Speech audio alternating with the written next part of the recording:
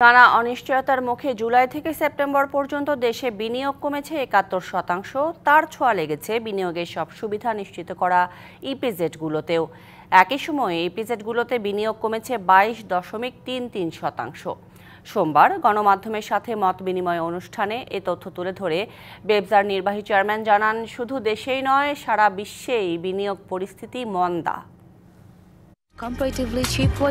৫ লাখের বেশি কর্মসংস্থান ও মোট রপ্তানি আয়ের ১৬% অবদান রাখছে বেবজার অধীন ৮টি ইপিজেড এবং সঙ্গে যুক্ত আছে আরও একটি অর্থনৈতিক অঞ্চল। দেশের বর্তমান অর্থনৈতিক পরিস্থিতি নিয়ে গণমাধ্যম কর্মীদের সাথে তাদের এই মতবিনিময় সভা বেবজা কার্যালয়ে, যেখানে প্রতিষ্ঠানটির নির্বাহী চেয়ারম্যান তুলে ধরেন বর্তমান অবস্থা ও আগামীর কর্মপরিকল্পনা।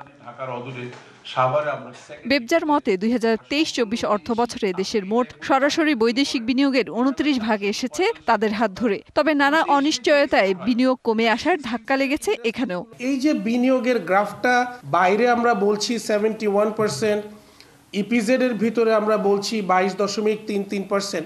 এটা শুধুমাত্র যে আমাদের দেশের পট পরিবর্তন বা তার পরবর্তী পরিস্থিতি যেন তা কিন্তু না। একনল হ্যান্ড ওয়াশ 100% প্যারাবেন ফ্রি, তাই নিরাপদ হাতের জন্য আস্থা রাখুন একনলে। পুরো গ্লোবাল মার্কেটই একটা অরাজকতা আছে।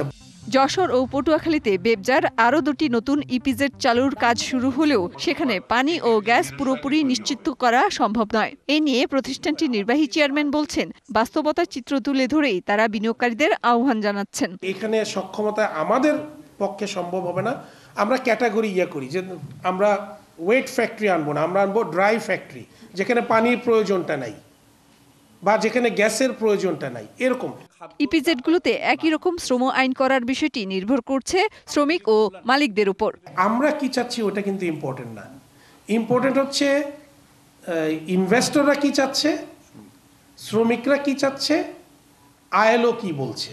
ইপিজেডের কারখানাগুলোতে শ্রমিকরাই ট্রেড ইউনিয়ন করতে চায় না বলে দাবি বেবজার এই নির্বাহী চেয়ারম্যানের। ইপিজেডের শ্রমিকরা বলেছে আমরা ট্রেড ইউনিয়ন চাই না। মেহের মনি, ডিবিসি নিউজ, ঢাকা।